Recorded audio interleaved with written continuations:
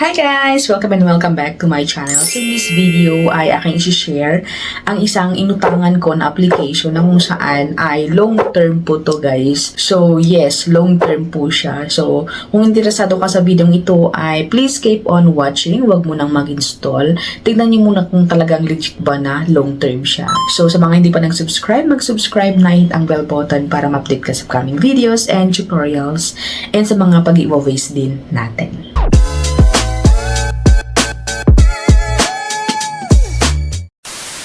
Alright, welcome and welcome back to my channel. So, ayun na nga, i-share ko sa inyo aking bagong inutangan guys na long term. Ayan. So, walang iba kundi si GLoan. Ayan. So, si GLoan ay makikita lang po natin sa ating GCash account. Ayan, kung tinatanong nyo yung mga requirements kung paano mag-loan ay for me, sa aking experience, one valid ID para ma-verify ang ating GCash, ayan, and of course, phone number na active, and yung GCash application mismo, ayan. Kasi ilalagay po natin yung mga information natin dun kung mag-verify po tayo, ayan. So, pagka-click natin or open natin po ng GCash natin, ay meron sa baba yung others, ayan, click po natin yun, and then makikita natin yung borrow, and then after which is yung GLoan. So ayan, so napaklik ako kay GLoan. Sabi dito abot kayang loan up to 125 days. Pagka-click natin po ng GLoan is ito na, you can borrow up to 5,000 as a first timer siguro po ito, and payable in 6 to 9 months. Wow. And then interest rate is 4.99% average per month, and processing fee of as low as 3%. So ito na nga, meron pang mga added na requirements kung paano tayo ma-approve sa GLoan. So sabi dito, use GCash regularly and then get instant approval. So yun lang po ang kailangan dito. Laging gamitin po ang ating GCash. Ayan. So click natin yung get started. Ayan. So meron dito mga detalye ng inyong loan. So enter an amount for 4,000 to 5,000 pesos. The amount can only be increment of 1,000 pesos. Ayan. So for me, tinype ko yung 1,000 pero hindi ko pa masyadong nabasa kasi 4,000 nga po pala yung minimum ng ating loan dito. Ayan. So na-type ko yung 4,000. So ayan na po ang lumabas. So ayan sa screenshot. 6 months to pay, and then yung interest niya 4.99%. So ang aking magiging per month is 866.27 per month. Ayan.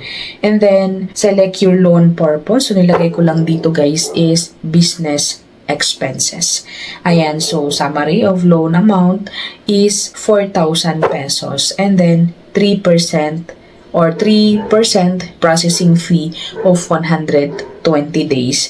So, equal na marireceive natin 3,880. Ayan. So, kung goods tayo dun guys, click natin yung continue. Ayan. So, review your personal information. Ayan.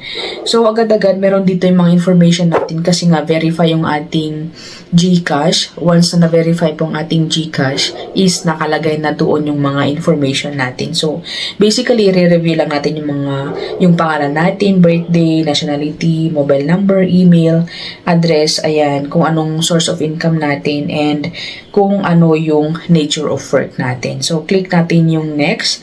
Ayan, so here is maglalagay tayo ng mga others na personal detail natin. So, like yung nickname natin, sex, or yung gender, ayan, and then civil status, and then other mobile number, but optional po siya. And then, yung landline and yung own a small business, yes or no. And then, ito na, meron silang contact, emergency contact person.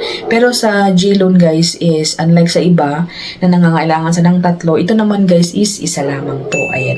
So, isa lamang po ang kailangan dito. Ilagay natin ng first name, middle name, last name, contact number, and yung relationship sa tao. Ayan.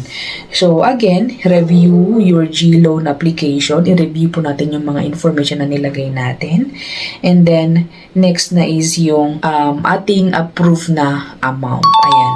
So, dito guys, sabi dito, 3,880 pesos amount to be received. Yun po guys. And then, yung repayment natin, 866.27 per month. And then, yung principal po natin, 4,000 pesos. Ayan. So, here, nandyan po si screenshot guys. Talagang in-explain po nila yung mga kaltas dito. And legit siya guys na long-term payment. Interest, ayan, 499 pesos or percent. Processing fee, 120. And then, duration, 6 months. And then, payment due is September 10 yung first na month ko. Ayan. So, napaka-easy talagang mag-apply dito. Basta, lagi lang natin gagamitin yung GCash para ma-maintain natin yung loyalty natin sa GCash, and then mag-open na yung opportunity na pwede tayo makapag-loan sa G-loan kasi pwede naman natin gamitin to sa mga emergency na pangailangan natin para naman hindi na tayo magproblemang mangutang sa mga kakilala natin.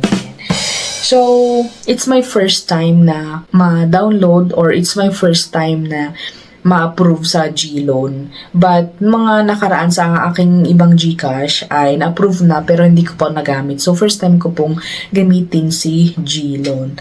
And, masaya ako na na-approve na naman ako sa isang loan application na talaga namang 6 months, long-term period po siya. Ayan. So may recommend ko si G-loan. Ayan. So, recommendable si G-loan kasi nga long-term and malaki ang first na loan po natin sa kanila. So, yun guys, sabi dito, congrats, your loan application is successful and your loan amount will be sent to you within 24 to 48 hours. Pero wala pang 10 minutes ay receive ko na agad sa aking GCash.